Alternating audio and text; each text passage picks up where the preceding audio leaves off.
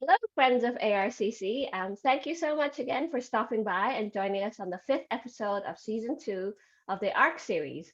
My name is April. I'm one of the founders of ARCC. And my name is Christina. I'm also one of the co-founders of ARC. So, in this series, we'll be joined by special guests, Asian Canadians who we believe are amazing inspirations in our communities. In each episode, we'll be highlighting some of our favorite local Asian restaurants. Our hope is that in these sessions, we get to engage in a fun conversation about our Asian Canadian experiences over food, because what better way to capture our cultures and cultivate meaningful relationships? So today, we're very excited to have a very special guest joining us, representing from Brampton, Councillor Rowena Santos. Thank you, Councillor Santos. Hi, and welcome. everyone. Thanks for having me. I'm excited to be here. We're very happy to have you here as well. Yes, and most definitely. And for our viewers and friends of ARC, to give a little bit more tea or background about our guest of honor, Rowena is a proud Bramptonian, inspired by community and driven by a passion to change the culture of politics to move our city forward. She was elected in 2018 and is the first Filipina elected to council in Brampton. Rowena holds a HBBA degree from the Schulich School of Business and a master's in Sustainable Development and Environmental Planning from the London School of Economics. Prior to being elected, she worked at the Ontario Legislature for over a decade, most recently as a director, and has mentored countless youth to be politically active across the GTA. Before politics, Rowena worked in a number of top-tier corporations to include Magna, RBC, and General Mills. She was also the program manager of corporate citizenship with Imagine Canada and executive director of Imagine, working with venture capitalists and entrepreneurs at the Center for Social Innovation. Rowena was raised in Brampton and is raising her sons in wards 1 and 5. And as a supporter of the arts, she also enjoys playing with her local band Points of Order. She believes in a healthy and active lifestyle. Rowena is an active outdoors person who regularly runs and bikes in the Etobicoke Creek Trail, works out in the local YMCA, and daily on the Peloton. That is so cool. And thank you so much for joining us for today's episode. How are you doing today? Oh my gosh, it's good to be here, and thank you very much for having me. I'm doing really well. I hope you and everybody who's tuning in are doing very well as well. I'm just happy that we're kind of getting out of the pandemic. It's been a long 2 years, and quite honestly, it's really nice to see people in person again. Yeah, most definitely, and I agree. It's just that we're always so always stuck at home and being able to be seeing each other through screens. But when it's in person, it makes every moment much more special. But certainly it's nice to see and be able to be here virtually to celebrate our Asian culture together. So it's great. I'm looking forward to it. Yeah, I was gonna say as well, like it sounds a bit weird because we're on camera, but it's great to be able to be on camera, but hopefully one day we can move this in person and that'll be amazing. But we're so happy to have you here as well, Councillor. So let's talk about the food that we're having today. What did you order? So I ordered from one of my favorite Filipino restaurants just up the road from where I live in Brampton, and they're called Fan de Flame. And I'm eating traditional Filipino barbecue, and it's a traditional Filipino barbecue pork skewer, and it's fantastic. So yummy, right? And then I'm also having rice, because steamed rice is just you can't have an Asian dish without rice on the plate. So I'm having steamed Filipino rice. And then I have something here called laing. And laing is from a certain region in the Philippines called Bicol. It's a province called Bicol. And so this is a Bicolanan dish from the Philippines, and it's made out of taro leaves, as well as coconut milk and spices. And I think there's also a type of spiciness and curry flavor to it. And so it's very healthy because of the taro leaves.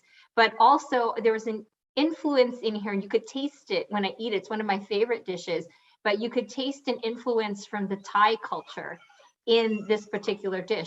And I share that because the Filipino culture in our cooking, it's heavily influenced by so many other cultures, like the Spanish culture, the Thai culture, the Chinese culture, even the Japanese culture is kind of infused within Filipino cuisine. So I'm hungry though, so I can't wait to eat. I hear you most definitely. And that honestly, your bottle and your lunch looks absolutely delicious. Oh, and I don't blame you. I'm also hungry as well. I guess if it's okay with both of you, I can go next. All right. So so today I'm also having a Filipino food as well. This is brought to you by Food Trip. This is located near the intersection of Bathurst and Wilson at the North York area in Toronto. So today I got the value meal, which includes rice, steamed rice, or in this case, kanin. We have, surprisingly, they have Korean barbecue. So I'm guessing this is some kind of pork or beef. I also got a grilled squid. And then there's also like vinegar, there's achara, which is basically kind of like a pickled side dish to have, especially when you're eating a lot of meat, and also have orange to cleanse, which is absolutely blessed. Also, I got surprisingly a soup. I'm not sure what kind of soup it is, but it smells really good. And first, I got two desserts. So the first one is toron. So instead of like the savory of like meat or pork and beef, it's actually banana plantain inside. It's all drizzled in caramel. And my other dessert, which you can have at any time of year, is halo halo, also known as mix mix. And yeah. I forgot the halo halo. Oh, that's okay. You know, counselor, I tried to order like send it halo halo in the winter, and then every Filipino restaurant just like looked at me and just like, why? But honestly, if we ever were to meet again, I am more than happy to share halo halo with you. Oh, can't wait. Sounds so delicious. I've never had halo halo before, so I'm very curious about what that tastes like. So for me, I went to a local Filipino grocery store around St. Clair and Bathurst. So they've got these little food counters, and I've always wanted to try the food. It seems very local, like homemade kind of food, and I'm very excited. So I got a bit ahead of myself. So I ordered two big lunch boxes, because I was very hungry. So I got quite a lot of side dishes. So for me, I've got this eggplant and barbecue pork. Aha, there we go. Yeah, so we've got eggplant, and then we've got this barbecue pork. Yeah. I've also got this coconut milk chicken. Oh. And some rolls, spring rolls. There's vegetarian and there's pork, rice, noodles, and also this very nice bean sprouts and beans fish. So that's quite a lot. There's also more in the styrofoam. So you have it looks like you have there, April, pancit, which is the noodles. Right. And then there's the lumpia, which is the pork or the meat spring rolls, which is called lumpia, very popular. And it kind of looks like you have pinakbit on your plate as well. Do you know what pinakbit is? No. Yeah, pinakbit is like a veggie. Well, no, there aren't many things that are vegetarian in the Filipino culture. There's meat in there for sure. Anyway, a good selection. Yeah, I'm very excited. I also got a pomelo fruit soda. And for a little snack maybe afterwards, I got these chicharron chips. Yeah, that's a good chips, like totally non-vegetarian, those chips. Yeah. But yes, so very excited. Let's dig in first, and then we can start having our questions and discussion. Awesome.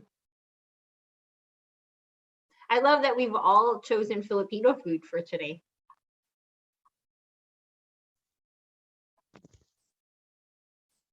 So Mm. we try to match our guests' food, so we can also try different cuisines as well. Most definitely. And I can start off the first question if that's okay with both of you. Yeah, sure. Yeah, by all means. And counselor, please take your time with this. So whenever you're ready, my first question for you is, what made you decide to pursue municipal politics? So I never thought I would ever get into municipal politics or politics in general, but when I was in my 20s and I was working in the private sector after getting my degrees, I felt like I wasn't making enough of a difference. There was just something in my gut that I wanted to do more. And so that kind of sparked my interest in getting involved in politics, getting involved in doing more community work. And then when I was 28 years old, I threw my name in the hat, for the very first time, not even knowing what I was getting myself into. I was running municipally in Toronto because I was living in Toronto at the time. When you're in your 20s, you're too cool for the suburbs. So you move to Toronto and then you move back to where you grew up.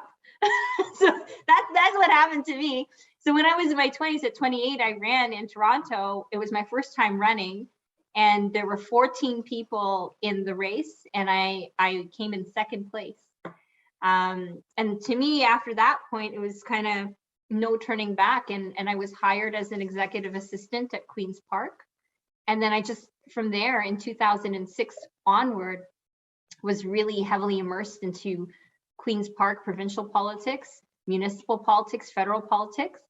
And then after having my son and moving back to Brampton, and after electing so many other people to make a difference, I decided, maybe I should put my name back in the hat in Brampton, where I grew up, because Brampton had changed so much. There weren't so many people of color representing the city, and it became one of the most diverse cities in the country. And so being a Filipino and seeing our Filipino community grow so quickly, I said, you know what, maybe we need that voice at the table.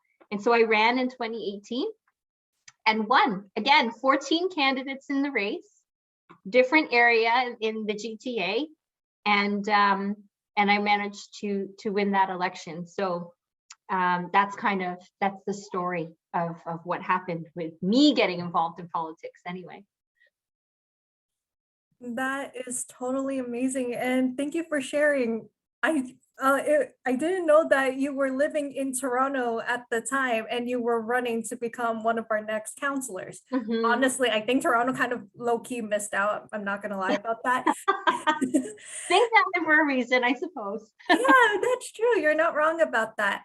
Oh, and I guess I also, since you ran for municipal politics in Toronto, I'm just wondering, do you mind telling us for which riding? I was in Parkdale High Park. Oh, So wow. at the time in 2006 when I ran, seems like ages ago, almost 20 years ago. But when I ran there, the Parkdale area at King and Jameson was very well known for being a lot of Filipinos living in that area. And so at that time, being a Filipino candidate running for city council was progressive idea ahead of its time. The Filipino community, I think, at the time was just starting to get more and more involved in politics, in community organizing. And certainly now, the Filipino community is one of the fastest growing populations in the country and in Peel region. And so I have seen a significant difference in the level of engagement and involvement in politics from the Filipino community.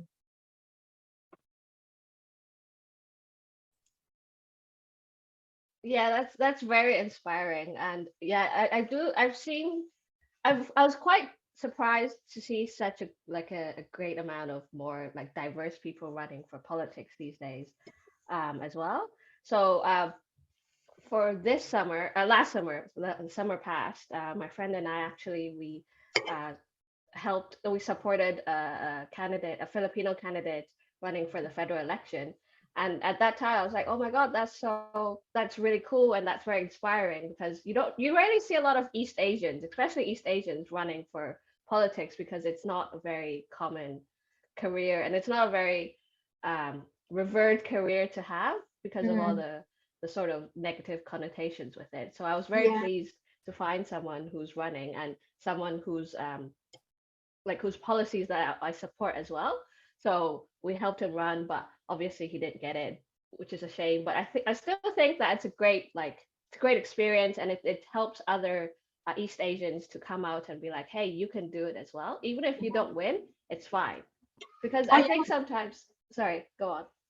It's an ongoing movement, right? Like the more people of our background that run, the more people see us there, you know, and that makes a difference. Representation does matter in certain things. I'm now able to, as the first Filipino elected in Brampton and councillor in Peel Region, people, when I have a platform, I share openly everywhere I go that I'm the first Filipino, and I talk about the Filipino story. And I think one of the things that I share too is when I was growing up, my parents moved here in the 1970s. I was born in Canada. And when you're an immigrant, especially if you're Asian or if you're Filipino background in particular, you're an immigrant and you're told not to rock the boat, not to stand out, not to cause trouble. You're just kind of told to focus on working hard and providing for the family so that your kids could be more successful. Like that's your focus. And so you don't necessarily vocalize any unfairness or any inequity that you may be facing or any racism that you may be facing. You just kind of put your head down and work. But now with your generation, my generation, that's starting to change because our parents now have been successful here. They've made a better life for us here. And now we feel the obligation to speak out when we see inequities or when we see unfairness. And so I think that's also the difference in a community that's maturing and finding its place here in Canada.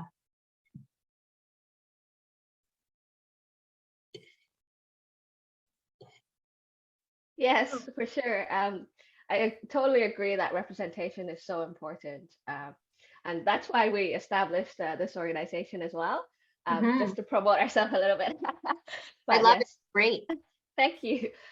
We've so far with a lot of people that we've talked to, they were also very supportive, and some of them even told us like they were so happy that we've established this organization, because when they were younger, they hoped that there was an organization that could do similar things as well. Yeah. So we're hoping to expand and to help more people, reach out to more people, and provide more representation in that sense. So moving on, this is, I guess, quite related to what we're doing today because we're having lunch right now. But what does your everyday life look like as a city councillor? Do you have lunch at this time, or do you have, you don't have regular lunches, and all the other tea that you can tell us? I don't have regular lunches, but I should. But the daily routine as a councillor is different every single day. There's like one thing that is really regular, which is our council meetings, which happen usually on Wednesdays, where we gather, make decisions, get reports from city staff, make decisions, important decisions related to the city and city business, whether that's the budget or property taxes or issues related to streets and potholes or economic development and job creation or building huge projects and community centers or libraries. That happens really regularly, but on a day-to-day basis, I have so many meetings with constituents and various stakeholders and organizations that end up influencing the decisions that are made on council, dealing with constituent issues related to, there's one thing that happens a lot as a councillor is you kind of become a mediator between neighbors who don't like each other. So like one neighbor will tattletale on the other neighbor, and the other neighbor knows that the other neighbor tattletaled on them, and then we become the moderator in between to like deal with the drama. That happens a lot. And then of course there are a lot of city events at City Hall, flag raisings, various events. So for example, Philippine Heritage Month is coming up in June, and we're gonna have a halo party at City Hall. You should come. And celebrating Filipino food and culture, dance, performances. So things like that, we also do as well. I do a lot of reading of reports in preparation for various meetings. That on top of being a single mom. So my son is 12 years old. And so he, that balance in being a counselor, being a single mom, is always challenging. But I gotta say, every day is different, but every day is a real privilege and honor to serve in Brampton. Most definitely, and thank you for sharing. And one thing's for sure, as a disclaimer, I am totally down to attend the halo party. I will definitely tell the other members of ARC as well. The other co-founders will definitely be into it too. Plus I haven't been to Brampton yet, so it would still be like a really cool experience to check out the beautiful progressive city, and it's so diverse. And especially like seeing like how Brampton is every week on the news, especially with the mayor. So I'm just like, this is the city that I need to check out. So I'm very excited and so happy to hear. It's definitely a hustling and bustling city. It's actually one of the I Heart Brampton right there. There we go. I love it. It's one of the youngest cities in Canada. The average age in the city of Brampton is 36 years old. So it's really young, really diverse. We have so much talent from the city of Brampton. You have Russell Peters, you have Alessia Cara, you have Rupi Kaur. You have, did you know that Atiba Hutchinson, who is the Team Canada captain for Team Canada soccer team, and we've just recently qualified to go to the World Cup in November in Qatar. So anyway, the team captain and 6 other players on Team Canada are from Brampton. That's totally incredible. Yep, more reasons why ARC will be making a road trip to Brampton. We're definitely gonna have to plan this for sure. And especially like especially as a single mother, and just balancing with everything, with your resilience and with your strength. I mean, it knows no bounds, and that's very inspiring. And we just want to thank you for sharing. I get that from my Lola. Lola means grandmother in Tagalog or in Filipino culture. And my Lola is no longer alive, but she was just she was fierce, unstoppable, like just this incredible spirit and powerful, unstoppable woman. And she, there was nothing that would get in her way, especially for the love of her family and especially her grandkids. And so I think that resilience I probably get from her. That's amazing, and it definitely shows. We owe credits to the strong women before us, especially our Lolas and yours as well. And just able to build off from that and able to let that evolve into our own everyday lives, and makes it much more impactful and very much more meaningful. April, do you want to add anything to it? I'm just too busy eating because my food's very good. How is your food? Is it good? What is your favorite? I love everything actually. The barbecue pork is very. Usually we save this for the end of the episode, but right now I just have to say it right now. But the pork is so good; it just melts in your mouth, and the noodles are really really good as well. So I'm just keeping eating while you guys are talking. But yeah, it's so inspiring to. I know we use inspiring a lot, but we do find I find that we do find a lot of very inspiring individuals on our series, and for sure, like you are also one of them with your story and how you worked, and I'm sure you worked very hard as well to get where you are.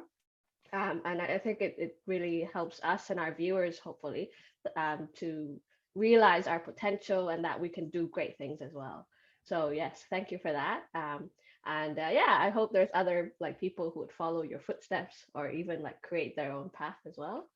Yeah, I'll say that as women of color, being a Filipino, and that was the other thing that my grandmother had as well, is just this incredible work ethic. I got anyway.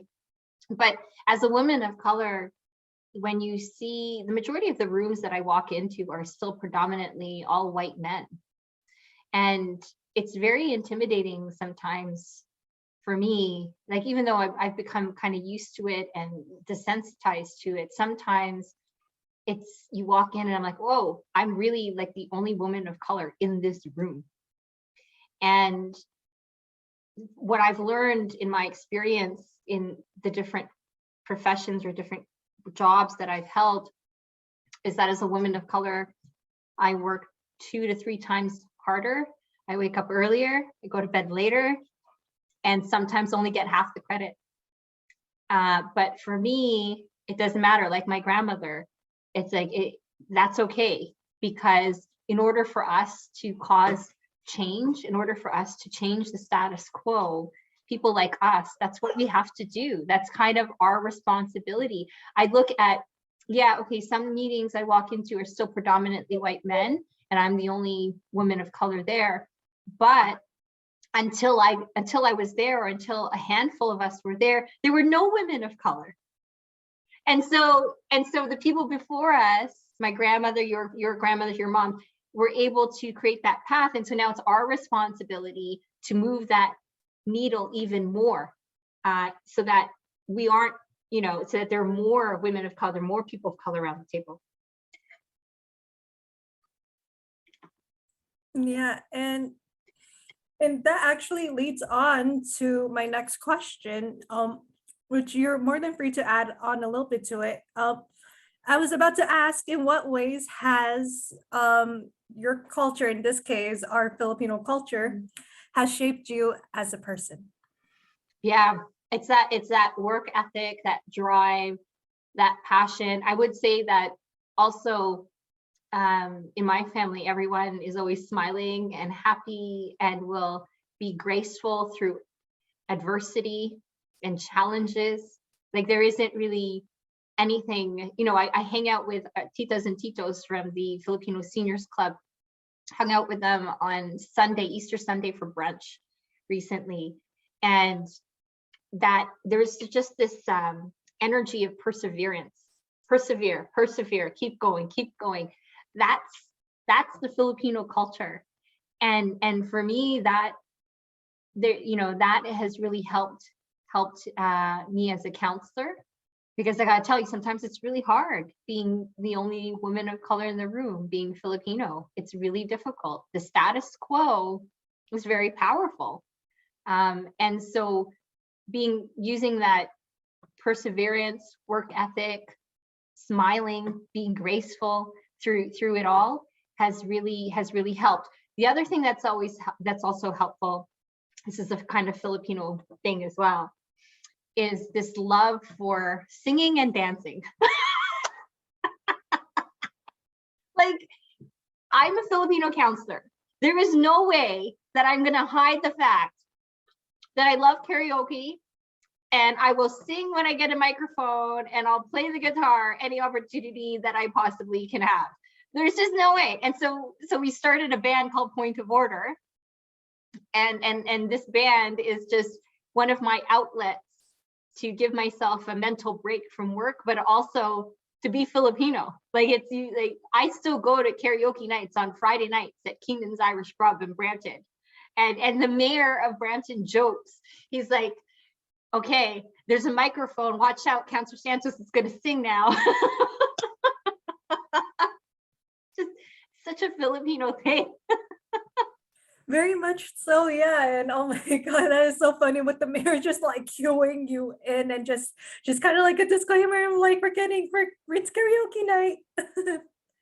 And honestly, I can totally relate in terms of like the resilience and being able to persevere and just able to work through our struggles. And yeah, and especially I can relate that as a master's student at York University. And plus, in my family, like that technically before I came into the picture and decided to pursue it, it was never in the picture. Like not my lolas and lolos, not even my parents, and not even my own siblings. So I'm just like, okay, I might as well give it a shot. And just seeing that representation, especially in our community, in the family, especially in this diaspora, it shows that anything is possible. Yeah, for sure. And you know, it's about constantly working hard. I was just thinking to myself, as a Filipino, we don't get things just handed to us. We have to work for it all the time. We always have to work for it. And so, and that just, I guess, has become normalized. We don't get things handed to us. That would be nice if it did. Otherwise, everybody else can do it, even though that would be nice too. But we definitely need to work for it, most definitely. April? Yeah, I'm from Hong Kong, so we also have like a saying, like the Hong Kong spirit is also like the can-do spirit, right? Like everyone's like working hard. If you want to do it, like just go for it and try your best and everything. So that's kind of where my culture is. I think it's very similar because I think a lot of, especially like East Asian and Southeast Asian countries, like there's so much overlap as well. And I think like as immigrants, like once you go to a new country, like you have to work hard. Otherwise, like the locals, they won't give you the opportunity. Why would they? So you have to work hard and you have to struggle and you have to fight for what you believe is right. So I do think there's like this overlap, but also we have our own like separate cultural identities as well, right? But I find it's very interesting, especially when you're talking to other immigrants of color and people from other walks of life as well. So this is a little bit not related, but since we're eating, we'd like to know what's your favorite comfort food. Okay, favorite comfort food. Does it have to be culture related? Okay, so full on confession. My favorite comfort food is a double quarter pounder cheeseburger from McDonald's. Double quarter pounder cheeseburger from McDonald's is my favorite comfort food. Yeah, for sure. That's the kind of like my go-to, when I've had a long day, and it's totally unhealthy. I get it, totally. But comfort food isn't supposed to be healthy, I don't think. But when I've had a really bad day or like really tired and just need that hug, comfort food gives you that hug. Yeah, that's my go-to. Double quarter pound. I know it's like so not that exciting. Actually, it sounds pretty epic to me. And honestly, it kind of reminds me of like when you mentioned that kind of epic burger, it just makes me think of like just adding like bacon and cheese to it, and also makes me think of like an A&W burger, especially like those huge burgers. And I'm just like, whether it's like plant-based or like regular meat, just having that with the side of sweet potato fries is like bliss. McDonald's, like I completely understand you. Sometimes when I'm just like when I don't know what to eat, and then you walk, especially when you walk past a McDonald's and you smell that fry smell, you just really, really want to, even though the fries aren't the best. There's other fast food chains with better fries. There's just something about McDonald's. I think it's our generation as well, like my generation. We kind of grew up with McDonald's. So like when you're a kid, you really wanted McDonald's. And now, like as an adult, you walk past and you're like, oh, like that's that whole childhood thing. I think they do that on purpose. Like I think they blast the smell out into the streets on purpose so that you like drive by and you could smell it and you're like, oh my God, I gotta go like go to McDonald's now. Yeah, I think that's it as well. Like whenever I smell it, and you could just walk past it, like even like across like the street, and you could smell it, and you're like, oh my God, I really want a McDonald's now. But like I've got like other friends who are like they're like health buffs, right? And they're like, oh, it's so not healthy, or there's like other fries, and I'm like, but it's not the same. I sometimes I'm like they must have put crack into it, but I looked it up, and apparently they put beef. They used to put beef drippings into the fries. Oh, Yeah, interesting. but now it's beef seasoning. So that's quite interesting because fish and chips, so the British fish and chips, like a Yes. proper one, Yeah. they actually cook both the fish and the fries with beef drippings to have that Hmm. like to have that like distinctive taste. So I think they got that idea from them and made it like extra extra beefy or something. I don't know. Hmm. Mm. I have other comfort foods that are a little bit more ethnic. So my other comfort food within the Filipino culture is actually something called asado. It's like a beef stew, and it's very influenced by the Spanish culture as well. It's like you marinate the beef and the stew in like tomato paste and soy sauce and garlic and other spices, and you marinate it for a couple of days in the fridge, and then you cook it as a stew. You eat that with rice, of course. So good, so good, so comforting. My mom makes the best asado. Oh man, and that honestly, that's definitely delicious for sure. And I remember mentioning this on the previous episodes, but either way, other than halo halo and toron, my other go-to is sisig, and it's so wonderful. And especially if I have it like with sweet potato fries or ube fries, it makes it a lot more better because that way, instead of in case if I don't have rice, I'll just have rice.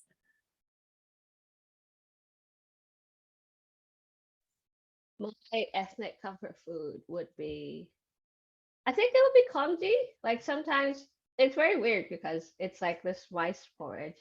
But when I was younger, like I would eat it for breakfast or when I was sick. So whenever I'm sick, then my first thought is I need congee. So even though sometimes you could have like when I was younger, I would have like plain congee, like especially if you have like stomach issues. So it's just rice and water, maybe a bit of salt. Um, which I don't crave these days, obviously. But like it's usually like the very simple one with the egg, the salty century egg and the pork. But that it's a very simple food, but it's surprising how your childhood can affect how you like find the comfort foods, I think, which is quite interesting, I think. We have something in the Filipino culture which is pretty much exactly the same thing as congee, and it's actually called arroz caldo, which is essentially congee, right? Right, Christina? Yeah, pretty much.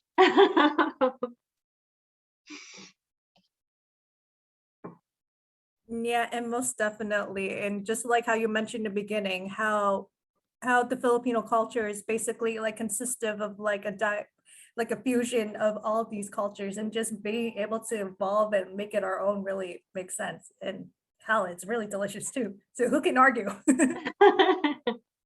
And if you don't mind, counselor, with this very interesting question, in your opinion, what is the most pressing issue facing Canadian youth, especially in for BIPOC, during these times? Yeah, thank you for that. I think there are a couple of things. Number one, affordability. And I think this is just affecting our young people in general. Affordability, especially when it comes to a place to live. When our young people are graduating with so much debt from school, not necessarily being able to find the jobs that they want after graduating from post-secondary, college or university, and then the crazy prices for rent and for home ownership, that's a big challenge. It was a challenge for me. When I first started my career, I had student debt, and then I was still paying that debt when I had my son. And as a mom, having to pay the rent, pay student debt, as well as pay for childcare, and all the other bills that were coming up. It was really difficult, and that's my generation. And so the young people now, and I now own my own house. Thank God, I was blessed to get into the market before the prices went bananas crazy. But now for our young people, I don't know. Like, I don't know how our young people are going to be able to afford their own home. That's really tough. And then I think the other big challenge for our young people is somewhat related in terms of finding those jobs so that they can afford to get to the next level in their life. Having a family, having a home, having stability. Like, those are different things that I think I'm concerned about for our young people. I'm certainly worried about my son, Lennon, and whether or not he'll be able to afford his own home when he grows up, or if he's just going to be living with me until he's like 40 years old, which I don't know yet if I'm okay with that.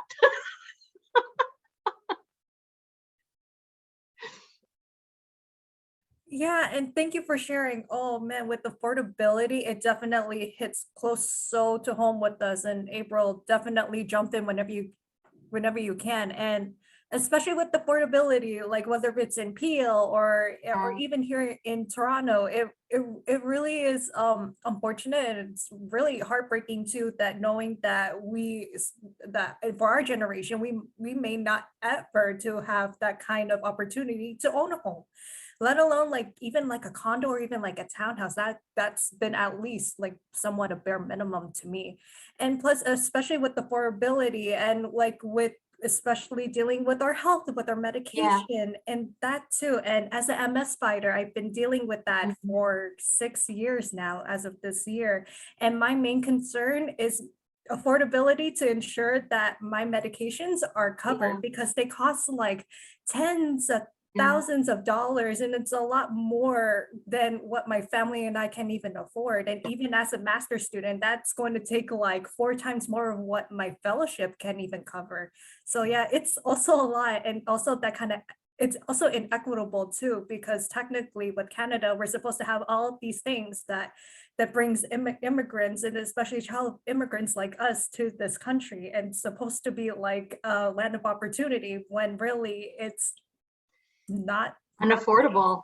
Yeah. And so like, and that leads to the other challenge for our young people too, with all of that stress on, basic things like shelter or health or, jobs. Those are basic things. That puts our young people, and you mix that in with the pandemic, that puts our young people at a higher risk for mental health issues. And so, and we're seeing that. And so I think from the other challenge for our young people is the mental health challenge, is the stresses, the anxiety, the depression. I speak very openly about my experience with depression growing up as a young person, from the age of 14. I've struggled with depression my whole entire life. Went through postpartum depression when I had my son. And during the pandemic, went through like a bout of depression as well. And so for our young people, I've seen, especially as a counselor dealing with various issues in the community I represent, more young people wanting to commit suicide or self-harm at younger ages, and particularly young women. And so the mental health crisis for our young people is another huge concern. But I also think that as more people talk about their mental health and openly share they're going through depression, or they're feeling suicidal, or have anorexia or bulimia, as more people talk about it, that also increases the statistics. Versus before, in my generation, when I was 14, no one wanted to talk about it. Everyone was like, keep it a secret. And so as more people talk about it, then obviously that number increases, right? And I think that is a healthy thing for everyone, especially our young people, to talk about their mental health and well-being, so that we can actually advocate and get more support within the healthcare system, within the community, to help our young people especially deal with it. Because if no one's talking about it, then no one knows that it's happening, right? Yeah, that's a great point. We've definitely, we've definitely seen, I think, especially because of the pandemic, like the increase in mental health issues and also the visibility of it. I think it's more visible now that a lot of people have mental health issues and that they're not being addressed properly. The city has not enough resources for to tackle these issues or to let others go and deal with their issues properly. I think and it all ties together, right? Mental health issues, housing, affordability of medicine, and other healthcare. So what you're doing, I think, your work is very important. I think a lot of people have a bad uh, impression of politicians, that they're just greedy, they're out for, themselves. But I mean, you've got to have politicians who are working for other people in a big society. Back in the day when societies were smaller, people have like direct democracy, right? They can all have a say in what they want. This is a very small society. And back then in Greece, like it's just men who can have a say, right? Women and other slaves, they don't have a say. So it's not really like open democracy. So yeah, I think it's very important for people to go into politics and to have a say to help out and what their vision of the society is. So yeah. So we have about 10 minutes left. So let's talk about our food. How was your food, counselor? It's finished. It's finished. I have like a tiny like piece of rice left here, but other than that, it's finished. And I will eat the piece of rice because if my Lola was sitting at the table right now, she'd be like looking and be like, Rowena, eat your rice. Why are you leaving that on your plate? So I will eat the rice, but it's all done. It was delicious. My favorite, I think, was well, I like the laing and the pork skewers. I didn't get as much food, but it was all delicious. Fan de Flame, which is at the Gillingham Plaza on Main and Bovaird in Brampton. That's excellent. A clean plate always like suggests that it was a great meal, which is very surprising because and I think in all of our episodes so far, I don't think anyone has finished their food because obviously like people keep talking, like you talk and it's very hard to talk and eat at the same time, right? So most of us have not a clean plate either. But actually for me today, I also have a mostly clean plate, so you can see. Oh. All right. Yeah, I just have a bit of meat left, which I'll finish after the episode.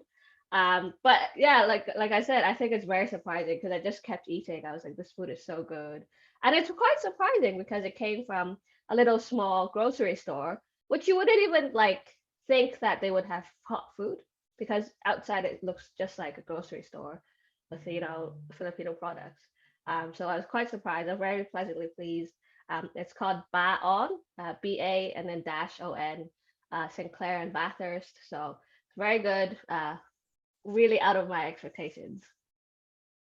Well, that leaves me to be the only one. Then the streak for me, as the previous episodes and especially the previous season, it still continues. Counselor, I still have my baon with me, so I'm gonna save this for later for dinner. So it's not too bad. And yeah, honestly, the food was so good. It turns out there's like a spicy vinegar here, which really makes sense, especially with like the grilled squid and the Korean barbecue, which is I'm still surprised that they have it with Food Trip. And honestly, everything from Food Trip at Bathurst and Wilson was absolutely delicious. And yes, and out of 5 for all of us, what would you give it? I would give this a 5 for sure. It hit the spot. It was delicious. Yeah, 5 out of 5 for me as well. I think this was to be the first time I gave like a full score for the food. Yeah, and definitely 5 out of 5 for me as well. And yeah, that was delicious. And on behalf of ARC and everybody watching, thank you so much, Counselor Santos, for joining us on this delicious mukbang episode. Maraming salamat po. Maraming salamat. Thank you. Thank you so much, Counselor. Thank you so much. And for our viewers, thank you so much as well. Please remember to like, comment, and subscribe to our channel for future episodes. Thanks for watching. Bye.